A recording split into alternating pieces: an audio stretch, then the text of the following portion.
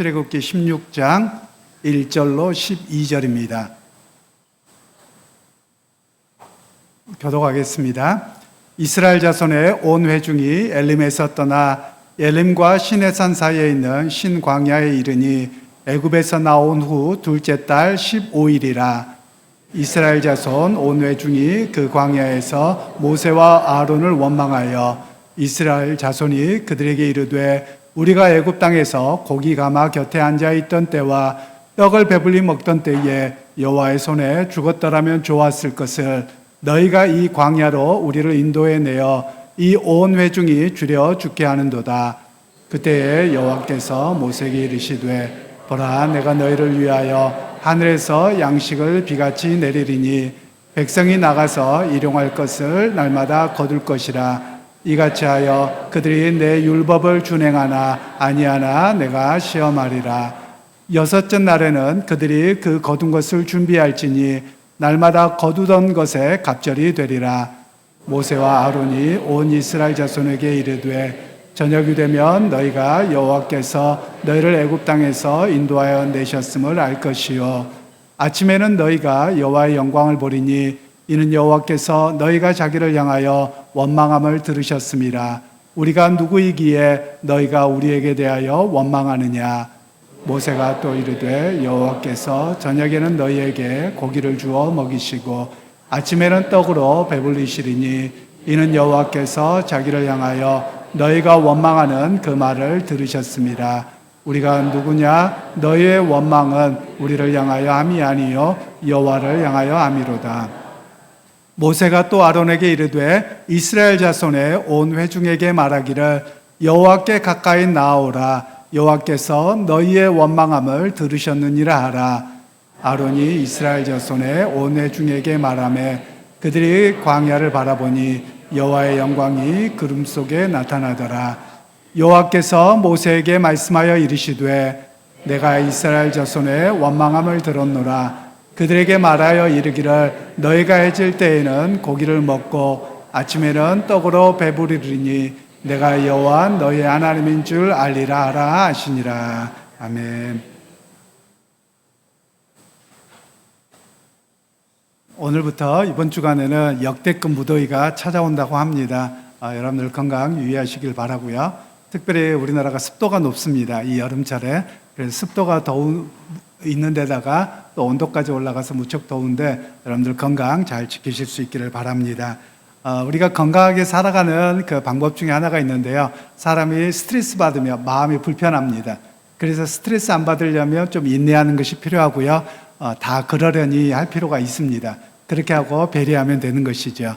그래서 여러분 오늘 우리가 좀 그러려니 하고 살아가시는 저와 여러분이 됐으면 좋겠습니다. 그리고 여러분 우리가 잊지 말아야 될 것 중에 하나가 주님의 은혜를 잊지 않고 사는 겁니다. 그래서 우리 주변 분들에게 이렇게 축복하시면서 인사하시면 좋겠습니다. 날마다 주님의 은혜 가운데 사십시다. 이렇게 인사하시면 좋겠습니다. 날마다 은혜 가운데서 사십시다. 날마다 주님의 은혜 가운데 사십시다. 그렇습니다. 여러분 날마다 주님의 은혜를 잊어버리지 않고 살아가는 우리 모두가 되기를 소원하고요. 오늘은 또 맥주 감사절입니다.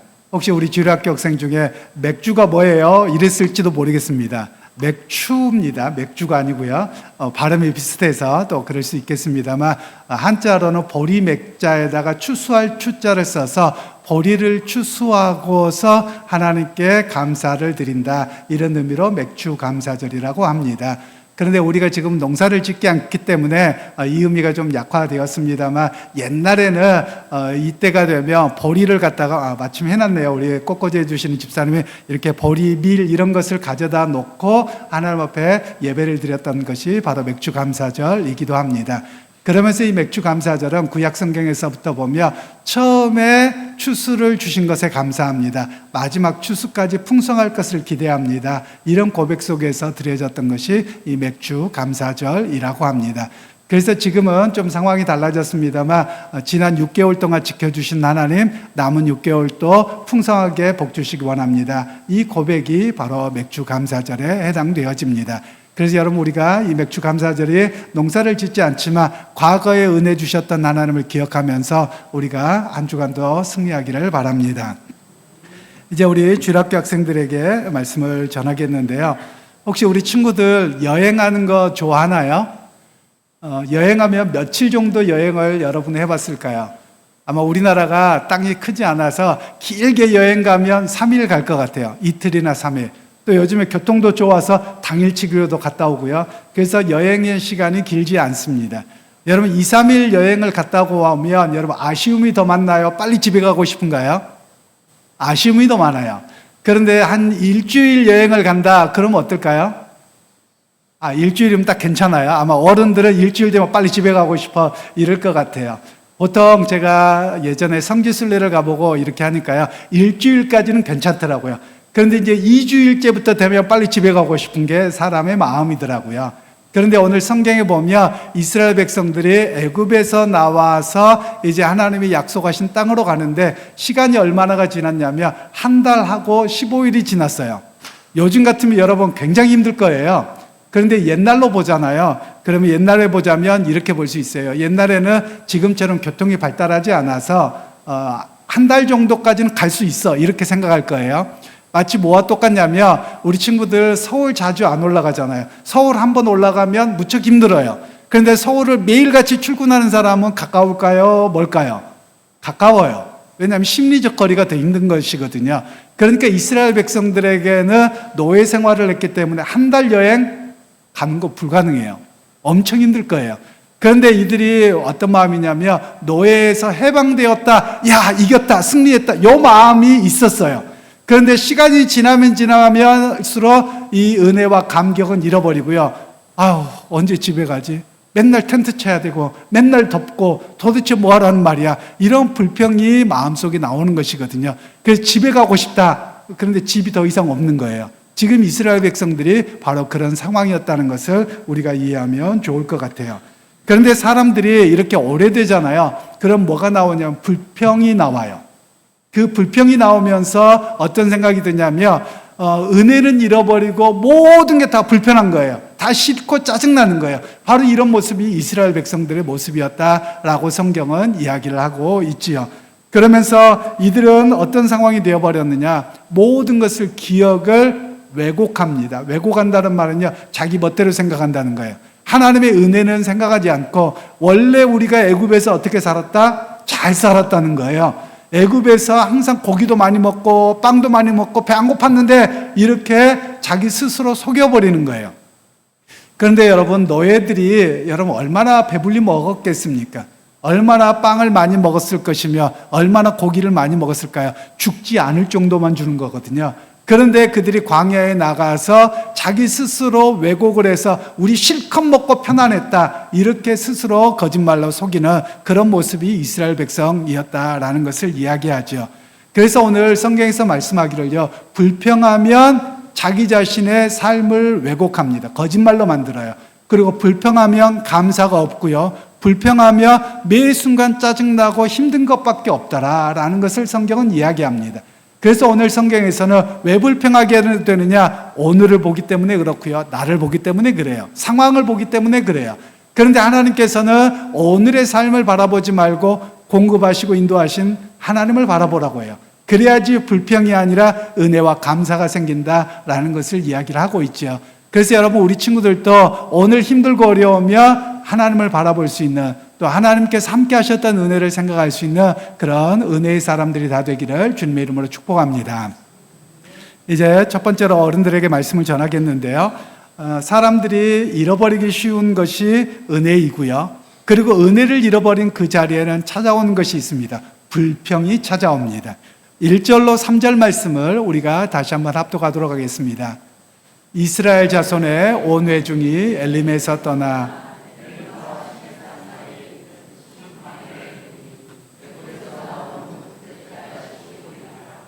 이스라엘 자손 온 회중이 그 광야에서 모세와 아론을 원망하여 이스라엘 자손이 그들에게 이르되 우리가 애굽 땅에서 고기 가마 곁에 앉아 있던 때와 떡을 배불리 먹던 때에 여호와의 손에 죽었더라면 좋았을 것을 너희가 이 광야로 우리를 인도해 내어 이 온 회중이 주려 죽게 하는도다. 아멘. 이스라엘 백성들이 출애굽에서 나온 지가 한 달 15일이 됐습니다. 처음에 그들이 출애굽했을 때는 흥분과 감격이 가득했습니다. 그런데 이제 한 달이 넘어가고 났더니 불평이 시작되어집니다. 그래서 오늘 성경에서는 원망하였다 이렇게 말씀하고 있는데요. 이 원망하다라는 단어가 원래 어떤 뜻이냐면 머물다, 거기에서 잠을 자다, 이렇게 거기에 텐트를 짓고 자다 이런 뜻입니다. 그러면 여기에서 나온 의미가 뭐냐면 원망이라고 하는 것은 결국 그 자리에 주저앉아 있다는 뜻이에요. 그래서 그 자리에서 중얼거리다, 불평하다 이런 이야기까지 의미가 확장되어집니다. 즉 자신의 과거의 자리에 머물러 앉았을 때 불평이 생긴다라는 겁니다. 즉 과거의 애굽의 사고방식, 세상의 사고방식에 눌러 앉아있게 된 거예요. 그랬더니 오늘을 보니까 불평이 시작되더라라는 것을 성경은 이야기하고 있는 것입니다. 즉 이스라엘 백성들은 과거에 대한 바른 인식이 필요했거든요. 즉 과거에 하나님이 왜 우리를 구원하셨는가 이것에 대한 인식이 필요한데 그냥 사고방식이 새로운 삶의 방식으로 간 것이 아니라 새로운 사고방식으로 간 것이 아니라 과거로 되돌아간 겁니다. 과거에 주저앉아 있는 거예요. 그러니까 그들에게 과거에 얽매여서 고통과 아픔으로 불만이 가득하더라라는 것을 이야기합니다. 여러분 과거의 습관과 과거의 생각에 머물러 있으며 불평과 원망이 찾아올 수밖에 없습니다. 즉 그들의 방식이 뭐였느냐면 결국 과거의 사고방식에 있다 보니까 맨날 텐트를 쳐야 됩니다. 맨날 움직여야 됩니다. 불평이 나올 수밖에 없는 거예요. 그러면서 나온 이야기가 뭡니까? 우리가 죽을 데가 없어서 여기까지 인도했느냐 이렇게 이야기를 하고 있다라는 말씀이죠. 자, 결국 그들의 사고방식은 애굽의 사고방식이었고요. 그리고 과거의 사고방식이었습니다. 세상의 사고방식이었습니다. 애굽의 사고방식이 뭡니까? 결국 그들을 노예를 삼았고 그들이 먹고 사는 권한을 누가 갖고 있느냐? 어떻게 하면 잘 먹고 잘 살 거냐? 어떻게 하면 좀 더 편할 거냐? 이런 사고방식이 애굽의 사고방식이었거든요. 그래서 그들이 애굽의 사고방식에 눌러 앉아있을 때 결국은 원망밖에 안 나옵니다. 여러분 오늘 우리 예수 믿는 사람들에게도 똑같습니다. 예수를 믿어도 애굽의 사고방식에 갇혀있는 분들이 있으세요. 예수 믿어서 이 땅에서 복받고 잘 살고 편하기만을 생각합니다. 여러분 이게 애굽의 사고방식이에요. 여러분 편하고 제가 우스갯소리로 하는 말씀 있잖아요. 여러분 편하고 아무것도 안 하고 어디밖에 없다고요? 죽으면 편해요. 아무것도 할 게 없거든요. 그런데 사람들이 자꾸만 아무것도 안 하고 편할 것만 생각을 해요. 그런데 애굽의 방식이 아니라 하나님 나라의 새로운 방식은 하나님의 인도하심을 바라보고 내가 새 일을 행합니다. 이런 고백으로 나가는 것이 하나님 나라의 사고방식이거든요. 바로 그런 길로 우리를 초대하고 계셨다. 그래서 우리의 생각과 삶의 방식이 바뀌어져야 된다라는 것을 우리에게 말씀하고 있습니다. 그리고 이제 두 번째로 하나님의 인도하심을 잃어버리면 우리의 삶을 왜곡합니다. 3절 말씀을 다시 한번 합독하도록 할까요? 이스라엘 자손이 그들에게 이르되 우리가 애굽 땅에서 고기 가마 곁에 앉아있던 때와 떡을 배불리 먹던 때에 여호와의 손에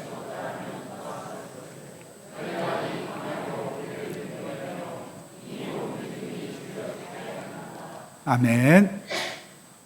제가 주일학교 학생들에게도 말씀을 드렸는데요. 여러분 우리나라에 보통 여행 일정들을 봤습니다. 텔레비전에서 이렇게 홈쇼핑에서 판매하는 여행을 봤거든요. 그래서 도대체 며칠씩 가나 봤더니 일주일이 안 되더라고요. 그래서 왜 일주일이 안 될까 곰곰이 생각해 봤어요. 한국 사람들이 일주일을 넘기면 힘들어서 못 사는 거예요. 그러니까 일주일이 넘기기 전에 집에 돌아와야 돼요. 여러분 혹시 여행을 갔다 해외여행을 가보신 분들도 있고 그렇지 않은 분들도 있을 텐데요. 여행을 가면 한국 사람들이 굉장히 이렇게 뭐라고 할까요? 이렇게 밑에 있는 걸 싫어해요. 그래서 보통 한국 사람들이 가면 최소한 별 3개, 4개짜리 호텔에 잠을 잡니다. 그럼 여러분 집보다도 침대가 더 좋아요. 그리고 이 한국 사람들이 여행을 짤 때 이렇게 가이드들이 짜는 걸 잘 봐봤어요. 어떻게 짜는 줄 아세요?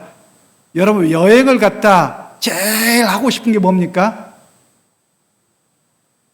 김치 먹고 싶은 거예요. 외국 음식 계속 먹다가 아우 느끼해, 뭐 김치라도 하나 먹으며 살겠어. 김치찌개가 그랬거든요. 딱 그립고 힘들만 할 때 어디 가요? 한인식당 갑니다. 한인촌이 없는데도요, 그 가이드들이 여행사에서 거기다 딱 만들어놔요. 그래서 힘들고 어려울 때 되면 딱 한인 음식 먹고, 또 그날은 점심도 김밥 싸갖고 가서요, 그래서 사람이 좀 달래주더라고요. 야, 정말 똑똑하다. 그런데 여러분, 그 시간을 지나잖아요. 그러면 뭐 하고 싶은 줄 아세요? 집에 가고 싶어요. 왜냐하면 매번 일상이 아닌 새로운 걸 추구해요. 근데 새로운 것을 매일매일 해야 돼요. 그러면 힘들어요. 뭐 하고 싶어요? 집에 가서 똑같이 살고 싶어요. 그냥 편하게 있고 싶어요. 이게 인간의 기본적인 마음이거든요. 물론 길게 여행을 안 하셔서 목사님 그 정도까지 해봤으면 좋겠어요, 이런 분들이 계실지도 모르겠어요.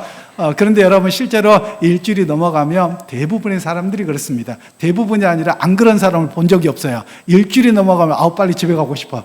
왜냐하면 여행 가는 것도 여러분 지겹고 힘들거든요. 나중에 보다 보면 뭐가 똑같아요? 다 그게 그거 같아요. 사람이 그렇더라고요. 그런 정도로 사람이 옛날이 그리운 모습이라고 할 수 있는 겁니다.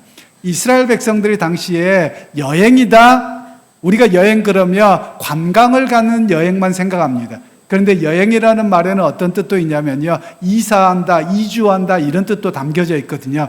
그런데 이스라엘 백성들이 한 달 보름을 갔다, 무척 힘들었을 겁니다. 여러분, 뭐 관광을 했겠습니까? 뭘 보기를 했겠습니까? 광야에서 보이는 건 뭐밖에 없어요? 맨날 모래밖에 없고요, 하늘밖에 보이는 게 없는 거예요. 여러분, 뭐가 환경이 바뀌어야지 볼만한 거죠. 여러분, 그렇지 않습니까? 환경이 바뀌고 뭐가 바뀌고 잠자리도 좋고 먹을 것도 좋아야지 괜찮은데 맨날 똑같은 것밖에 안 봐요. 그러니까 이게 여행도 아니고 이게 어려운 것이죠. 그래서 이스라엘 백성들에게 나오기 시작한 것이 원망과 불평이 나오게 되었다라는 겁니다.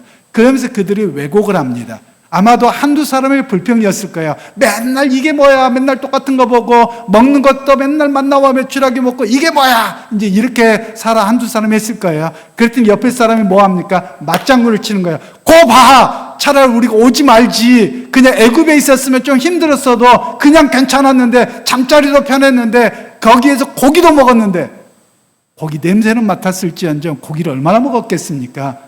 그런데도 그들은 왜곡을 하는 겁니다. 그래서 이것을 가리켜서 집단적인 왜곡이라고 말을 합니다. 집단적인 왜곡 현상이 나오니까 어떻게 합니까?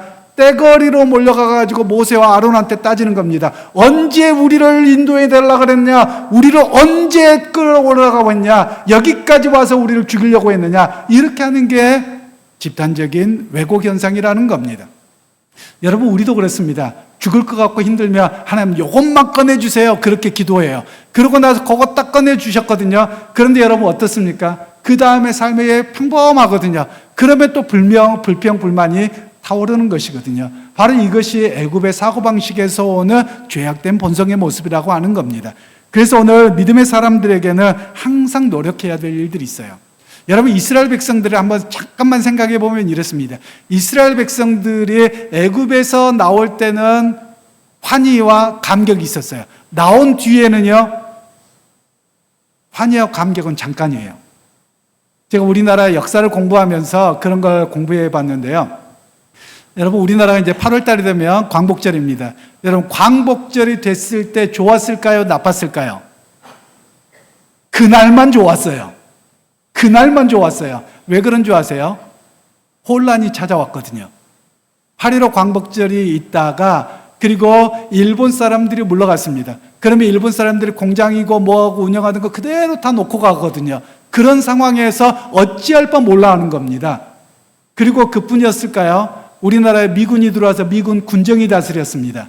그래서 미군 군정이 다스릴 때 사람들에게 나누어졌어요. 어떤 사람들은 미군이 다스렸는데 찬타, 어떤 사람은 반타, 이래가지고 굉장히 갈등이 심했거든요. 그러니까 해방의 기쁨은 그날뿐이고요, 나머지는 다 힘든 거예요. 그게 일반적인 거거든요. 그러니까 그 사람들 속에서 무슨 이야기가 들어왔냐면, 옛날이요, 일제시대가 차라리 좋았어, 일본 사람들이 다스릴 때는 질서라도 있었어, 이렇게 사람들이 생각하게 되는 것이거든요. 이스라엘 백성들과 똑같은 거예요. 오늘 우리에게도 하나님의 구원의 은혜를 경험하며 세상으로부터 구별되어서 은혜가 감격이 큽니다. 그런데 시간이 지나다 보면 여러분 뭐가 불평이 나요? 괜히 예수 믿었나 봐. 왜냐하면 예수 믿었으면 뭐도 못해요? 운전하다가 화나면 10원짜리, 50원짜리, 100원짜리고 욕도 할 텐데 욕도 못해요. 속도 시원하게 못해요. 그리고 손해봐야 될 것 같아요. 그런 일들이 많잖아요. 그러면 예수를 너무 잘 믿어서 손해다. 이런 마음이 자꾸 드는 것이거든요. 바로 이것이 이스라엘 백성들이 살아왔던 삶의 모습과 별반 다를 바가 없다라는 겁니다.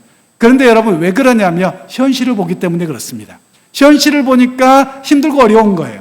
그런데 하나님께서는 우리를 좀 다르게 보게 하세요.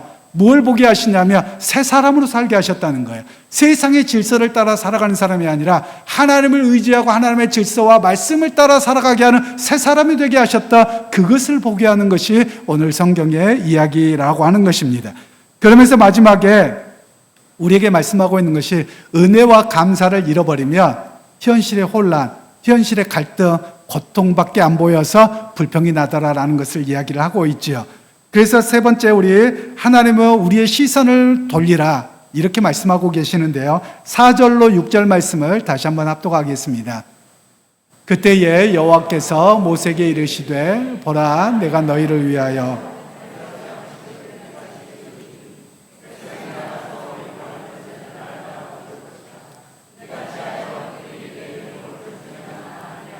내가 시험하리라. 여섯째 날에는 그들이 그 거둔 것을 준비할지니 날마다 거두던 것에 갑절에 되리라. 모세와 아론이 온 이스라엘 자손에게 이르되 저녁이 되면 너희가 여호와께서 너희를 애굽 땅에서 인도하여 내셨음을 알 것이요. 아멘. 이스라엘 백성들의 원망과 불평은 굉장히 현실적이었고요. 구체적이었어요. 왜냐하면 그들이 가지고 온 것들, 먹을 것이 다 떨어졌고요. 농사를 짓는 것도 아니고 어떻게 할 수 없는 것처럼 보이거든요.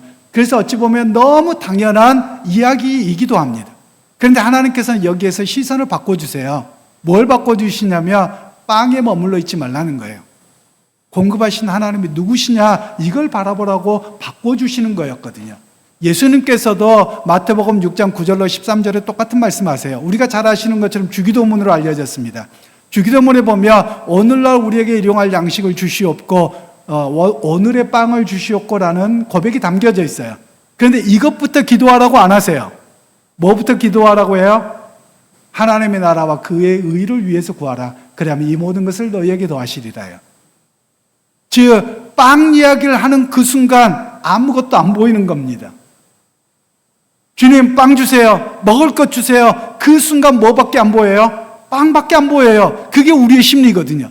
그러니까 주님께서는 하늘에 계신 우리 아버지여 이름이 거룩히 여김을 받으시오며 하나님의 이름과 거룩함과 그의 나라를 먼저 구하라는 거예요. 그리고 나서 하나님 빵도 필요합니다. 주십시오. 그러면 하나님께서 공급하신다는 거예요.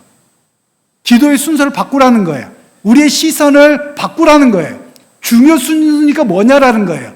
우리는 빵이 최고 중요한 것처럼 여기 시선이 머물러 버리면 하나님이 안 보입니다. 하나님의 역사가 안 보입니다. 그래서 하나님께서는 이 빵에서 시선을 누구에게로 돌려라? 이 빵을 만드시고 공급하시는 하나님을 바라보라. 이렇게 말씀하고 계시는 것입니다. 여러분, 그러면서 여호와께서 주시는 양식이 무엇입니까? 많은 사람들은 만나로 생각해요. 만나가 아니에요. 여호와의 말씀이에요. 여호와의 말씀대로 나가서 거두는 거예요. 여호와의 말씀대로 나가서 메추라기를 거두는 거예요. 여호와의 말씀대로 아침에 나가서 만나를 거두는 거예요. 그래서 그들에게 진정한 양식이 뭐냐? 만나와 메추라기가 아니라 하나님의 말씀이라고 하는 것을 이야기하고 있는 거예요. 여러분, 오늘 우리에게도 마찬가지입니다. 여러분, 우리가 먹어야 사는 존재이긴 합니다. 그런데 여러분, 밥을 먹는다고 여러분의 영원한 갈증, 목마름, 배고픔이 채워지지 않습니다. 우리의 영원의 양식은 하나님의 말씀을 따른 믿음의 순종이 있을 때 그것이 채워집니다. 여러분, 우리가 다급하고 어려울 때, 경제적으로 어려울 때, 삶의 무게가 찾아올 때 뭐밖에 안 보여요? 빵밖에 안 보여요. 그때 빨리 눈을 들어서 하나님을 바라보셔야 돼요. 하나님, 내가 자꾸 여기에 됩니다. 그리고 우리가 기도할 때도 그렇잖아요. 기도하다 보면 뭘 기도하고 있어요? 여러분은 안 그러시나 보네요. 저는 기도하다가 보면 하나님 잘 먹고 잘 살게 해주세요. 이 기도를 얻고 계속 이 기도를 하고 있더라고요. 기도를 처음엔 잘해요. 그러다 자꾸 이쪽으로 가는 거예요. 여러분 이게 우리 인간의 모든 똑같은 모습이거든요. 그때 우리에게 하나님께서는 여기에 머물러 있으면 타락하게 됩니다. 여기에 머물러 있으면 애굽이 좋다고 하고 돌아가기가 쉽거든요. 그래서 그때 우리의 눈을 들어서 여호와 하나님을 바라보도록 그렇게 말씀하고 계시는 겁니다. 왜냐하면 공급자가 하나님이시요 세상을 운행하시는 분이 우리 하나님이시기 때문에 그러합니다. 그러기에 믿음의 형제자매 여러분, 오늘 때를 따라 우리에게 공급하시는 하나님을 바라볼 수 있기를 소원합니다. 삶의 어려움이 찾아올 수도 있어요. 삶의 고통이 찾아올 수도 있어요. 당장 먹거리가 걱정될 만한 그런 일자리가 주어지지 않아서 어려울 때가 있어요. 그럼 여러분 여기에만 마음이 있으면 불안합니다. 두렵습니다. 그리고 왜 나를 이렇게 살게 했느냐고 원망밖에 들지 않거든요. 여러분 그러면 무너지는 겁니다. 그런 자리에서 하나님 내게 인도하실 것을 바라보고 나아갑니다. 이 고백이 우리의 고백이 되어야 한다는 말씀이죠. 그러게 여러분 우리가 온전한 믿음은 어디에 있습니까? 하나님께 눈을 들어 그분을 바라보고 기대할 때 믿음이 있게 되어지는 겁니다. 그러게 여러분 현실의 시선이 있으면 빨리 눈을 들어 나를 공급하시고 인도하시는 역사하시는 그 하나님을 바라보는 믿음의 사람들이 다 되어지기를 소원합니다. 그래서 여호와의 공급하심을 삶의 자리에서 오늘도 경험하고 이번 한 주간도 내가 하나님의 역사하심을 기대합니다. 이 고백이 바로 우리의 고백이 다 되기를 주님의 이름으로 축원합니다.